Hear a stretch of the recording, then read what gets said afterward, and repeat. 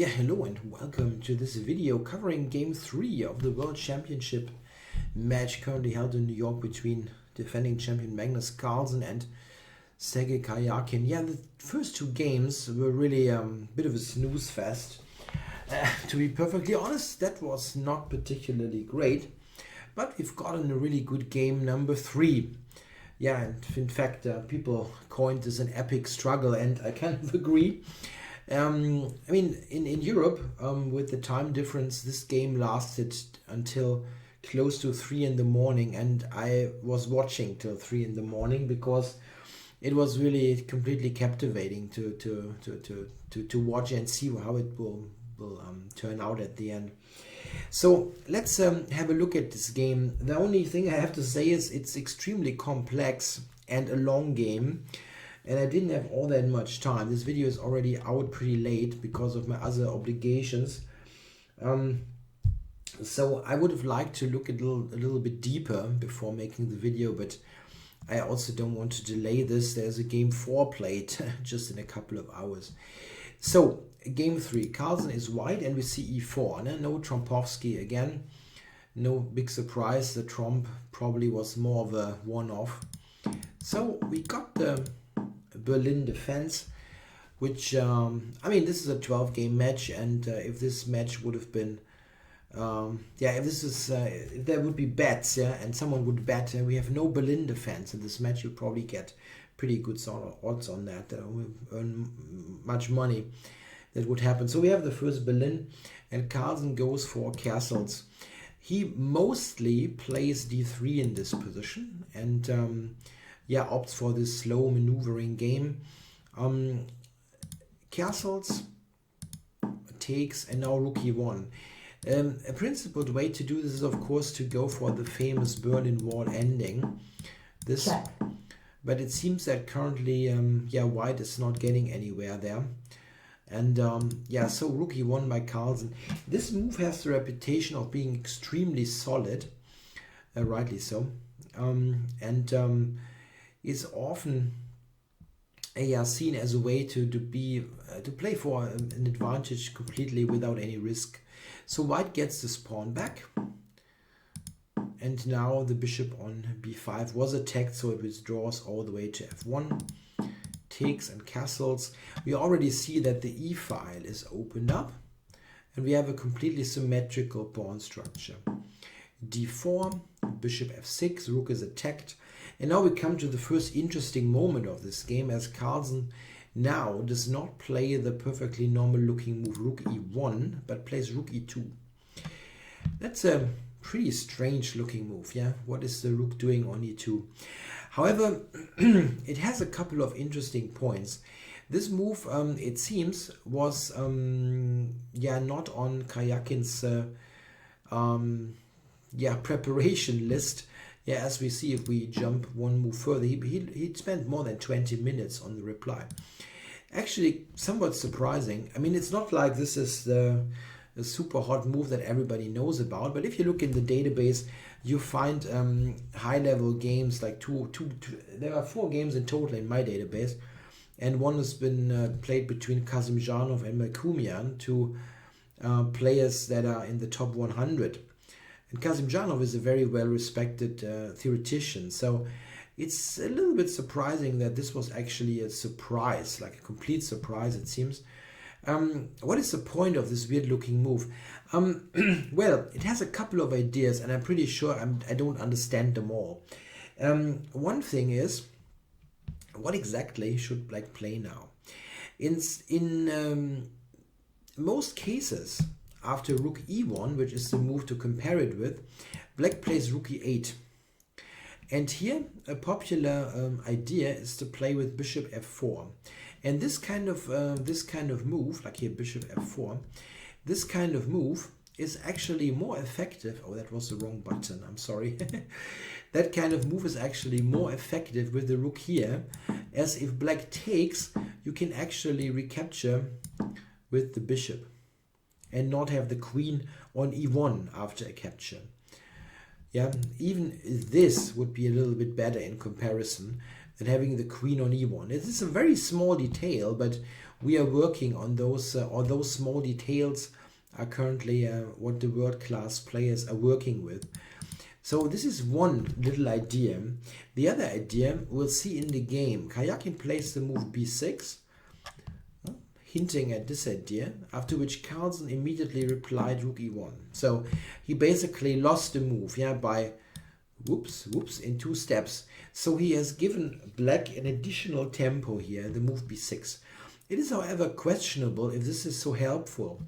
For example, black's most usual setup in this kind of position is with knight coming to f5 and then d5 and c6. In this structure, you probably don't want the move b6 played, as it weakens the c6 pawn and with it the whole queen side. Black rather prefers such a pawn chain, which has no clear weakness. I mean, b7 theoretically, but tough to get at. But the c6 square, if you imagine, I can just put it on the board, just to see what I'm talking about. If you would get a structure like that, this is a vulnerable pawn. If you imagine a white knight maybe coming up to e5, this would actually attack the pawn.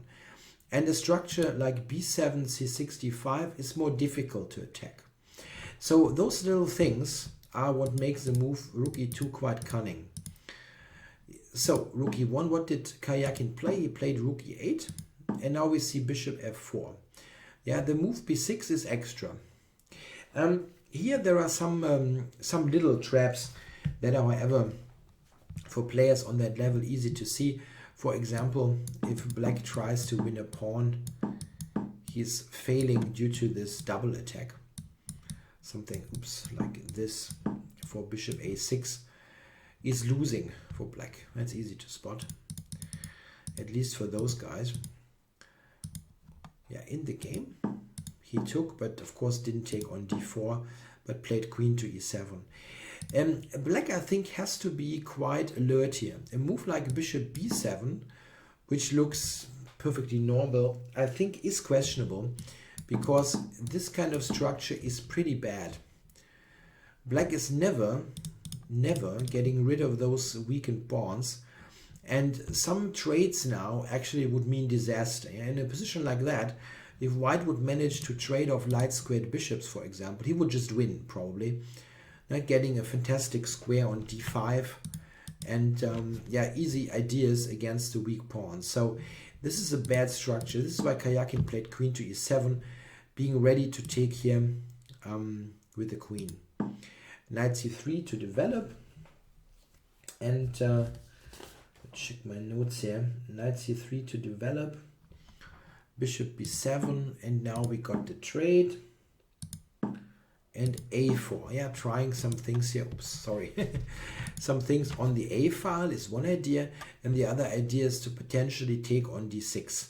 So if black does not react to this, and let's say he plays a completely non-move, yeah, then white has a5. And this is a little something, yeah.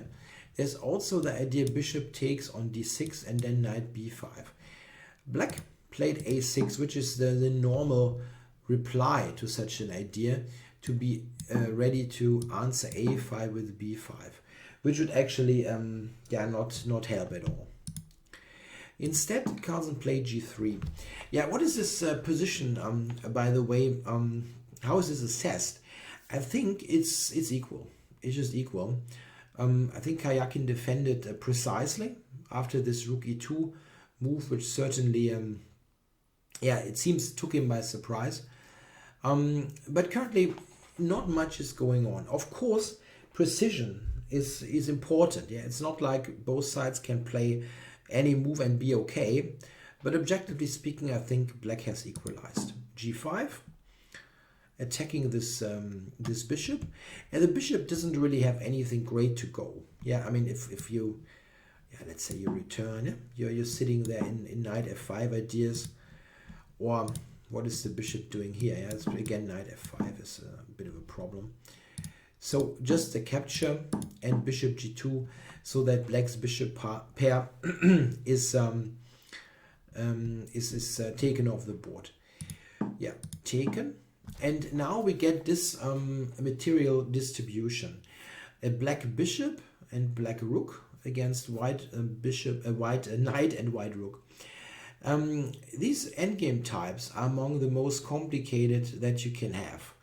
They're difficult to handle and in many cases require extremely precise calculation because the coordination of the pieces it just gives many possibilities to play.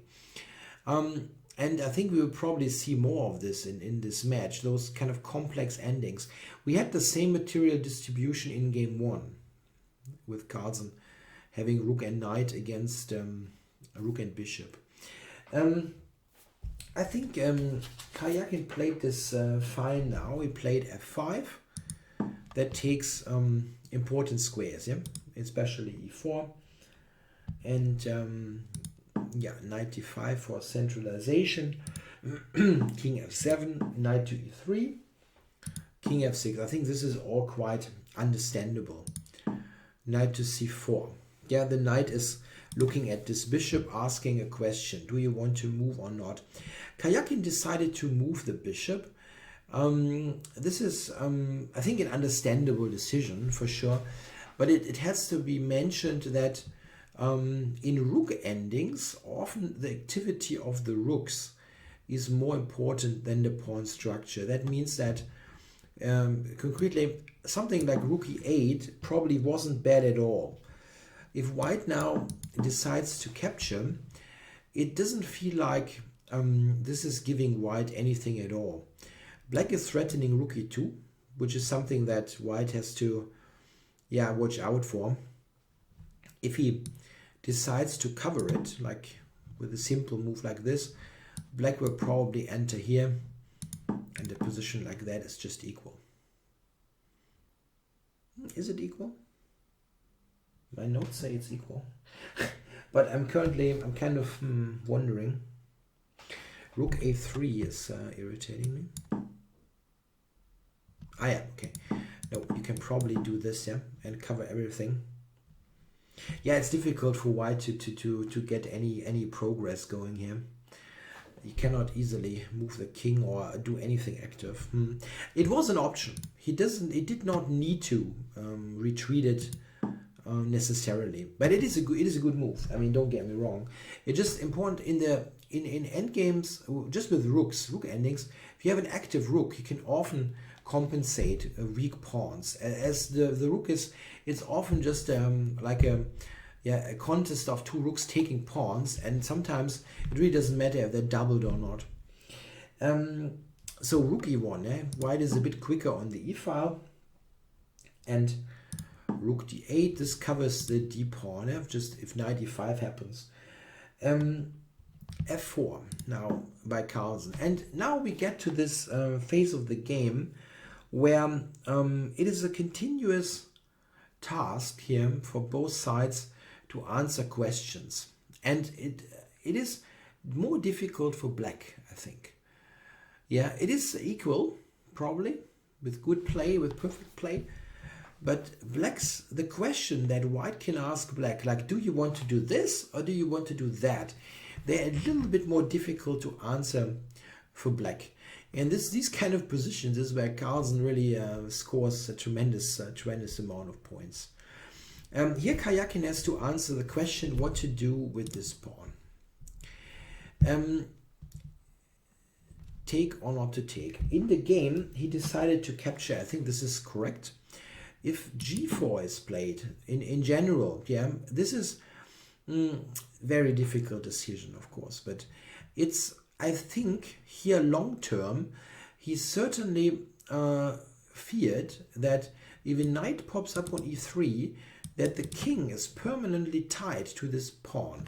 This is the thing. The good bishop, yeah, cannot protect. I mean, if you look at this from a color complex perspective, the pawns are on light squares and the bishop's on a dark square. This good bishop cannot protect this pawn. Black here would much prefer to have a light squared bishop if he could, let's say, bring it to f7 and potentially enter here and cover this pawn. Here f5 could be a potential weakness for the rest of the game. Knight can come here, white might go h3, open up the h file. I don't know. It doesn't feel like a good decision to me. So I feel like taking is probably better. F5 is vulnerable, but it's just one pawn, not all the pawns. And F4 is a source or is some kind of target for counterplay as well. I think Karjakin plays this really well. Here he played B5, kicking the knight, takes, and knight to E3. Yeah, the knight clearly belonged to E3. Looking at this, knight E5 was possible, but you want to attack the pawns. C6, covering this. And now the black rook was going for counterplay. Certainly very logical. Yeah, rook G1, that's obvious. Eh? White wants to attack this pawn. And now again, a big question. Yeah, what should black do? Yeah, you can play H6. You can play bishop H6 if you want to prevent rook to G5. Or you can play the move that Karjakin played. He played rook A2. It seems that bishop H6, that's at least what the computers give. Bishop H6 is a good decision. Yeah, it just covers this crucial square. And it does not seem that white can do much progress. Do I have some lines here? Let me check. Yeah, it's actually kind of comparable to what we will see one move later. I mean, white can try something like this, yeah, rook G3 to H3. But an important thing is that here is a counterplay. Yeah, you can attack here. And a move like, I mean, okay, this is... check. Oops. Yeah, so probably here. And now rook A2. And black has counterplay. Note that this F4 pawn, as I said, is also something that black does attack. He's probably okay here. In the game, Karjakin played rook to A2. And after B3, now again there was this question what to do. And I think the next move is probably not the best. After that he starts to struggle. Note that they had decent amount of time, but it is not easy to figure this out. He played the move C5, which is probably wrong, as after that he is in slight trouble. Bishop H6 again seems to be the right decision, after which it seems difficult for white to prove all that much.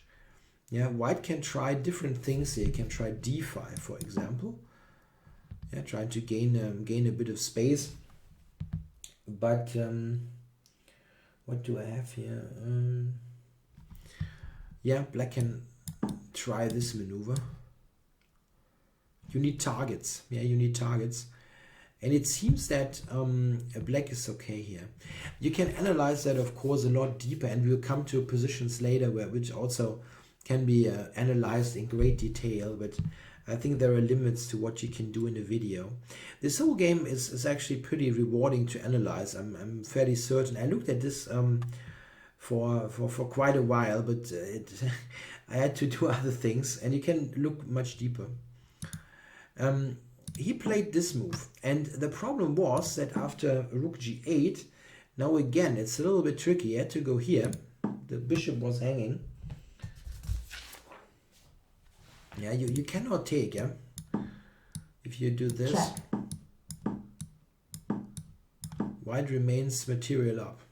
Yeah, you will pick up the pawn.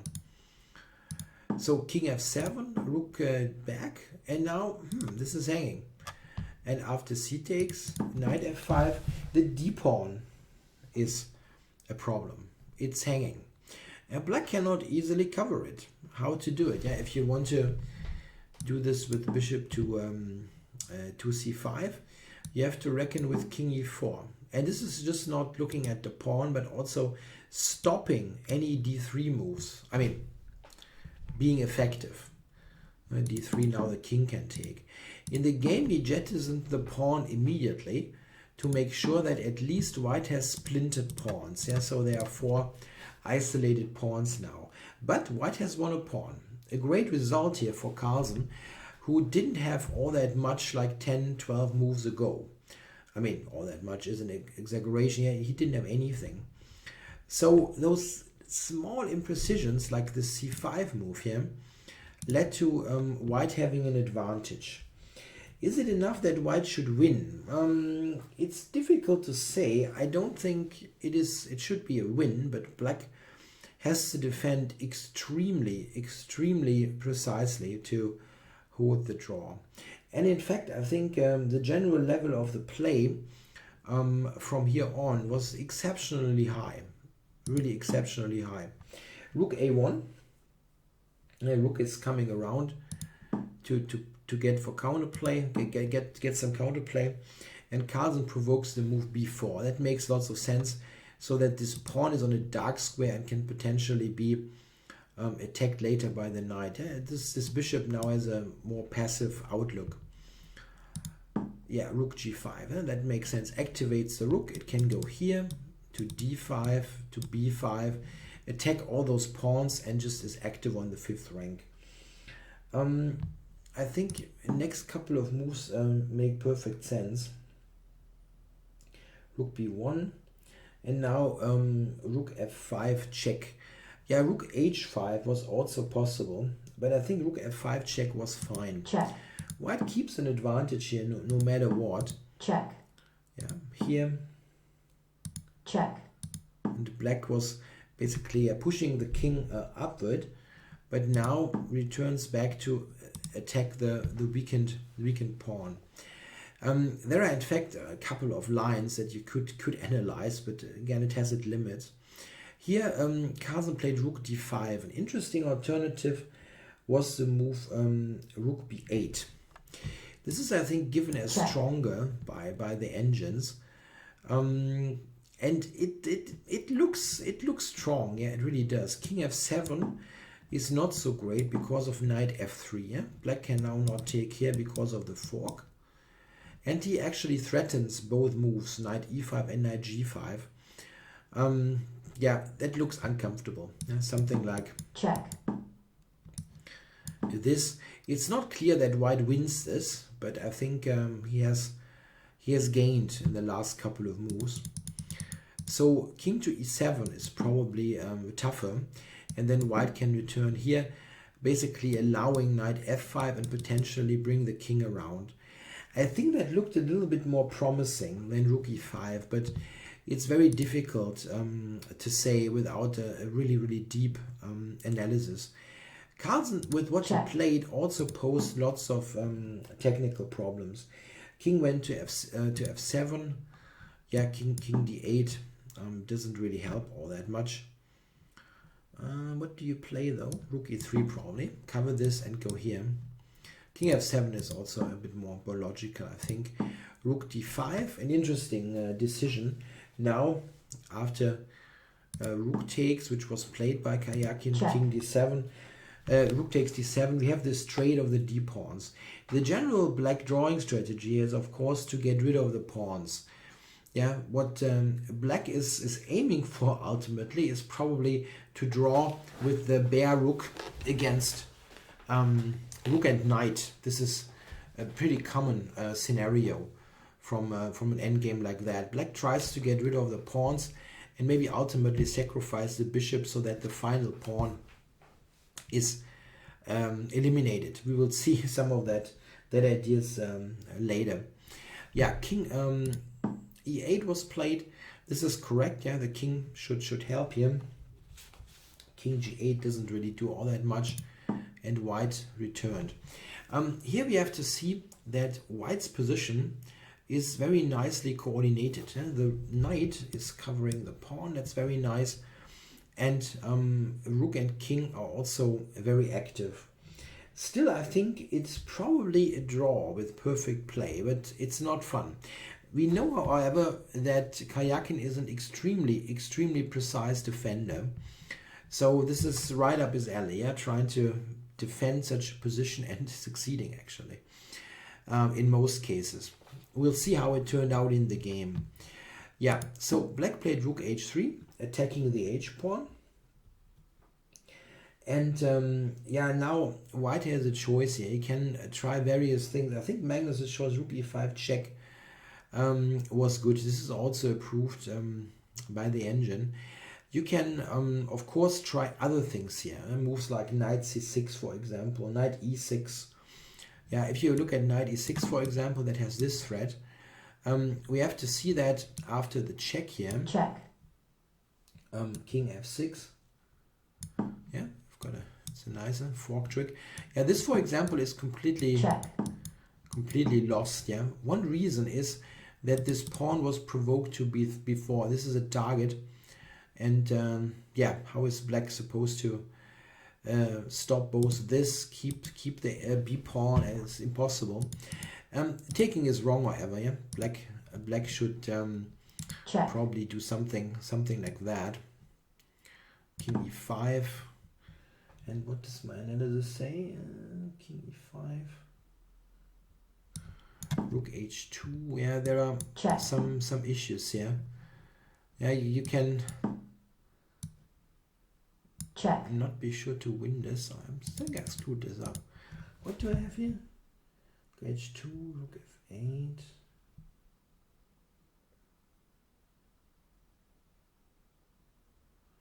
Yeah, okay, and this actually does not work. Yeah, I should attach question marks there. Yeah, rook here, king e5. He has to probably play bishop e7 to hold on. It's very difficult to say what might win and might not. What you can do is, in some of those endings, if you have an extremely strong computer, yeah, like 40 core machine or something, it might be able to calculate this all the way through. This is actually the case a little bit later, where computers can see until the end nowadays. Yeah, rook h3, and Carlsen played this, which I think is a fairly human decision. The rook is defending this. You keep all the pawns kind of covered, and you try to harmonize the position a little more the next couple of moves. Yeah, sorry, bishop g7 first. It's just an awfully long game, and a mess of notes. Knight c6. Yeah, you cannot, if you allow the trade, yeah, then it's probably an immediate draw. The rook ending, you cannot win. The rook here is very active, yeah. So if you allow the capture, it's probably end of it. Knight c6 is correct. Yeah, maybe intending knight to d8 check, or sometimes knight e5 check, yeah, to go to a rook ending when you get a pawn on e5. But knight d8 is the main idea. Yeah, Karjakin plays rook h5 check, which I also think is correct. Yeah, if black takes this, by the way, then we see the point here. Check. Has to go back. Yeah, if you go here, check. Yeah, you get into other problems. And here you have check. Bishop f8, knight e6. And yeah, loses stuff. White is keeping a pawn in all cases. Like here, you will probably drop this pawn, but you will keep the f pawn. He couldn't do that, so the check was played, also correct. King e4 also made sense. I think it's so difficult to judge the different details there.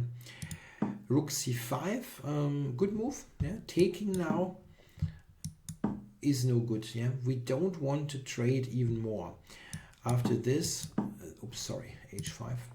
Check. And bishop f8. Black gets this with a check, in fact. Or okay, in this case not with a check, but with a tempo move, let's say. And now black is getting nearer, yeah, his goal of trading off all pawns. Check. Yeah, knight d8 check, king g6, and knight to e6. Yeah, the knight is coming around. Check. h5, source of counterplay. Check. And the rook gets activated. Yeah, again, yeah, you cannot take here due to the check. But bishop f6 was played by Karjakin. All this is absolutely fine. I mean, we have to see this with the engines nowadays. This is almost we can almost mathematically approve almost what is best. Yeah, they have still some limits, but and I mean for now close to 20 moves, they play this perfectly. I mean, this is really great. Yeah, Carlsen is keeping some advantage. He's probing here and there, and Karjakin finds all the right defensive moves. There are really many ways to stumble. H4. This move was viewed with much suspicion during the live commentary that I watched at the time by Peter Swidler and Grandmaster Eric Hansen.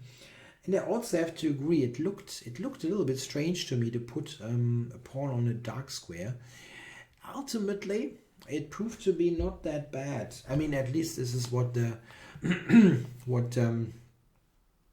what the current status of the analysis there is. But still, it looks a bit strange to put this here. H3 makes sense. Yeah, fix the pawn on a dark square.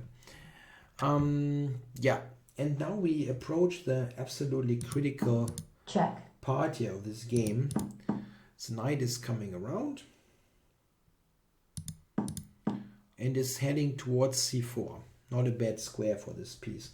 Yeah, note that this is just nothing. Yeah, because here black has those counterplay pawns, those targets for counterplay, and the f pawn is not dangerous at the moment. It's easily blocked. So the knight was coming around to c4.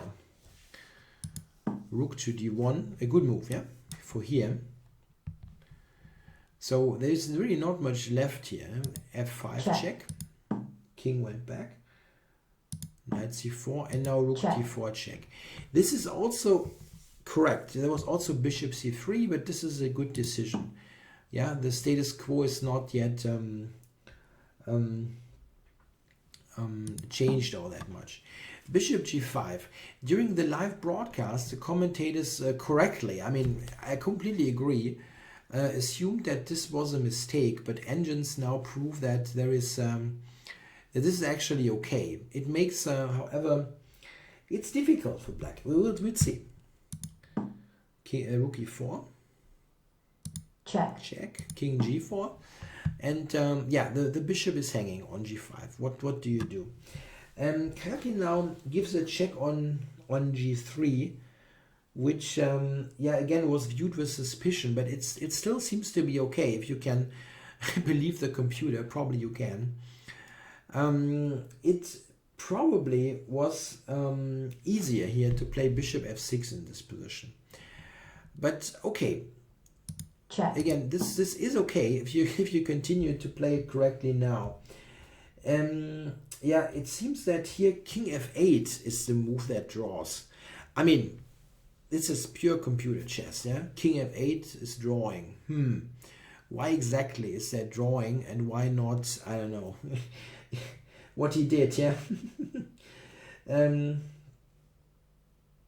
What do we have here? Bishop f6, for example, is an alternative. He played bishop e7, but bishop f6. Here it seems that, what do I have? Yeah, knight d6. Check. Gives white excellent winning chances. Like here, and yeah, the h pawn is a sort of counterplay, but I think this is better than other comparable situations. I mean, maybe you get a full result here, I mean, a clear assessment if you give an engine a very long time, or if you have super high-end hardware. It's really difficult to analyze for a human player. I think this looks very critical for black. However, why king f8 apparently draws is hard to say. I mean, I saw that in the chess base Let's Check that someone had let his engine run to depth 70 or something, and it says that this is a draw. I give up. A line by the engine is this. This is what I could figure out. Is this. If you yeah, take here now. Check. This is one way of getting a pawn back, and I mean, I kind of understand that this could be a draw, but how do you assess that in a real game? Also, king f8 is extremely counterintuitive. Yeah, he played this one. And we have to note that we are on move 64, so both players, I think the times here were fairly realistic, or are fairly realistic. 15 minutes left for Karjakin, 20 something for Carlsen.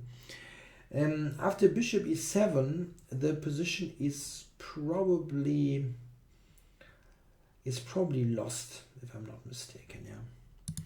Check. King up. Yeah, the other moves didn't help either. Yeah, where else? I mean, you step into all kinds of pins and yeah. Okay, here this is also pretty bad. Yeah, so king to f6. Check. And back here. Instead, let me check. Was that an option to take immediately? Probably not. No, it wasn't. Sorry. Rook e6 now. This is the thing. White wants to play knight e5, knight g6. And yeah, this is a huge problem for black. The only thing that he can try is take on h3. Taking on b3 is probably posing less problems. Something like this. This is winning for white. It's something that you have to really think about for a moment. Yeah, why is this actually winning? If black takes here, king g4 holds this pawn, and white will manage to coordinate and pick up both. What else? Like here. Then white probably will take, I didn't look at this, probably will take here. Yeah, that should work. You should be able to pick up this pawn and then win with the h pawn. So the best chance was to take on h3. Check. Knight e5 check. King g7. Now you have to give it up like that. There's no alternative. Check. Check. And the danger is quite clear. White might run out of pawns. This is what black's idea is. Trade down all the pawns or get the h pawn running. Yeah, here it seems that rook e8 was a fairly straightforward way to a win.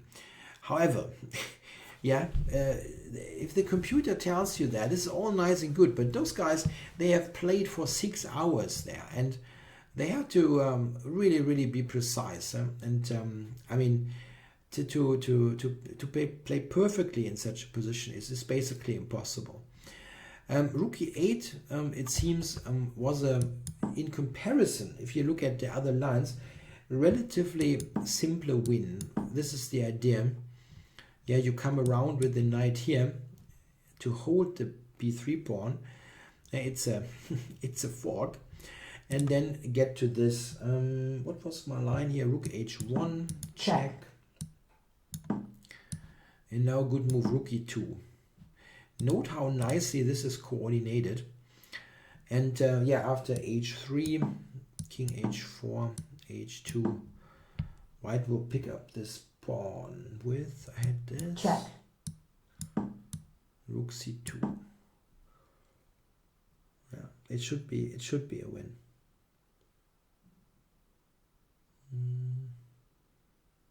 I still have to be kind of alert there, but I think it is a win. He played knight c6. I think that also wins, but sorry, that doesn't win. I'm sorry, it doesn't win. It's really confusing because well, my notes are a mess. It doesn't win, but the way that Karjakin now can save himself is absolutely fantastic. Black now can draw with just one particular move, and this is rook to c3. The funny thing is this line. Check. This, check. Check. And it looks like white is just a piece up, but rook d3. If you know a bit of chess history or just want to look at something funny, you can compare this game, this kind of situation here, with the game played in the 2000 World Championship match between Kramnik and Kasparov. I'm not quite sure of the game number. I should have looked that up. It was an ending where Kramnik had an extra piece, but somehow couldn't win. The knight was so weirdly placed that you couldn't win. And this is a really weird situation as well. Yeah, it looks like white is a piece up, and white is a piece up, but you absolutely cannot coordinate this position in a way that you keep the b3 pawn. It's just not possible. The knight here is attacked, and yeah, what is white supposed to do? Here, yeah, you actually risk losing.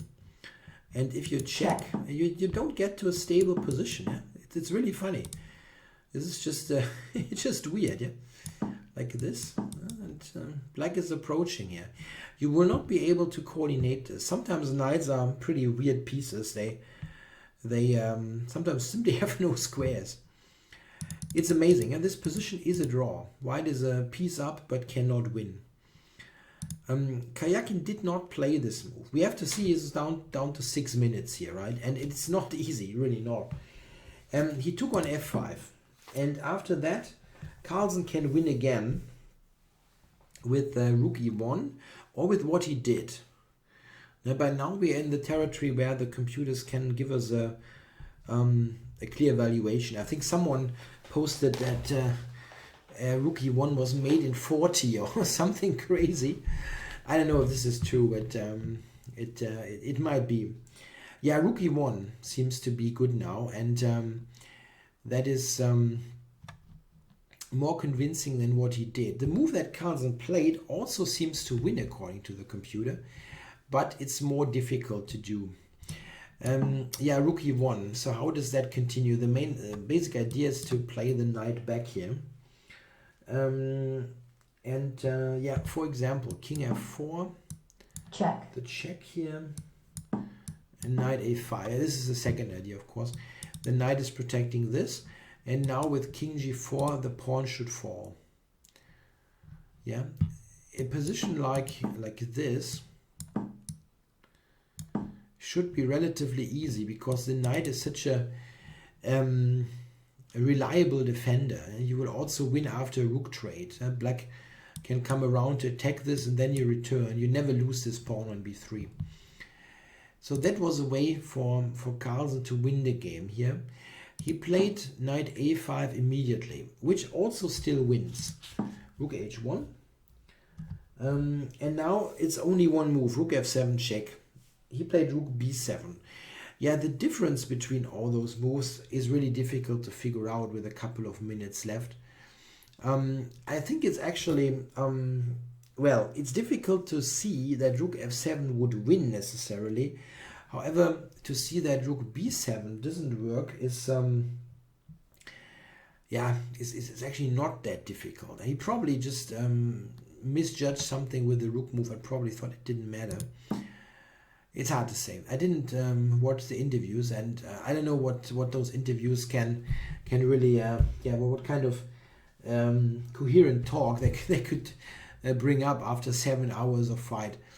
Yeah, rook b7. Now black is miraculously getting to a draw. Rook a1. We should look at the win here. Rook f7.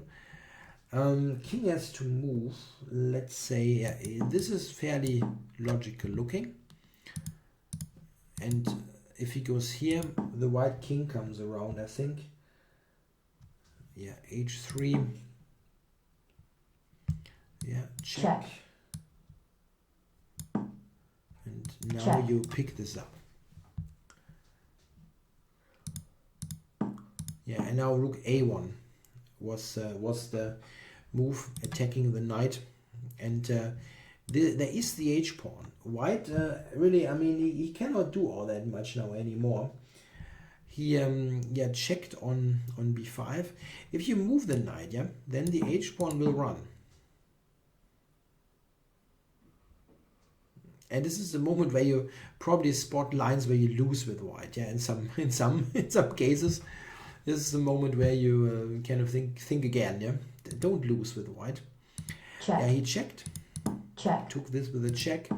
And now, despite being a piece down, black is quick enough. The H-pawn is giving the counterplay. Yeah, knight... no, sorry, he gave the check. Knight c4, h3. And now they... Check. They...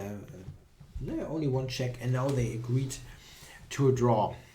Yeah, after those two extremely boring draws, we have this big struggle here. 78 moves. And I mean, I now made a video of more than 40, maybe 45 minutes. I'm not quite sure. I don't have a timer on. And I didn't even scratch the surface. So, and I didn't want to do, and I couldn't do a 2-hour video. It's an extremely complicated ending, this. And I mean, there were chances missed, but still an extremely high quality game, I think, with all those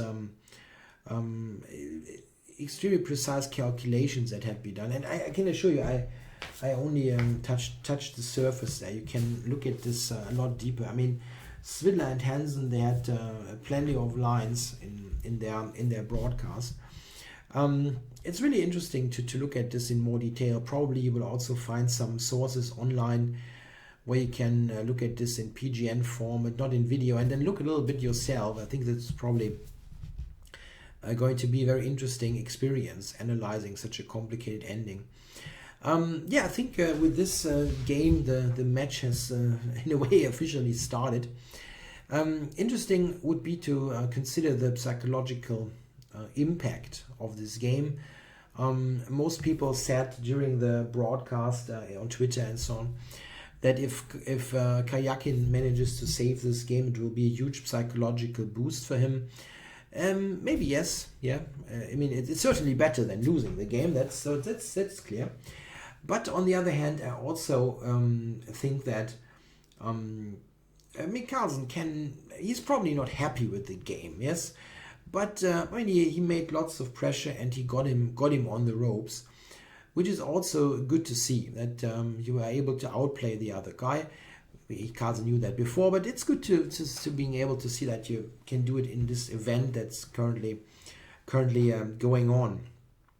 So I'm not sure. I mean, it is certainly rather good for Karjakin than for Carlsen, but I'm not sure this has a huge impact. Carlsen is also usually psychologically quite stable, and I think if he had a good match preparation, I mean, psychologically you should be ready for such an event, because Karjakin is known to be an extremely good defender, and the likelihood that this happens in this match, that Carlsen would spoil a winning position because of extremely tough defense or whatever, was quite high, that this would happen at some point. It happened now rather at the beginning in game 3, but in general, Carlsen certainly could not expect to convert like every game. So I think it's interesting to see what happens from a psychological point of view. Yeah, I hope you enjoyed the coverage of this game. I feel I didn't dig that deep, but again, there are limits of what you can do. Okay guys, thanks for watching. I'll be back with game 4 coverage tomorrow. Bye bye.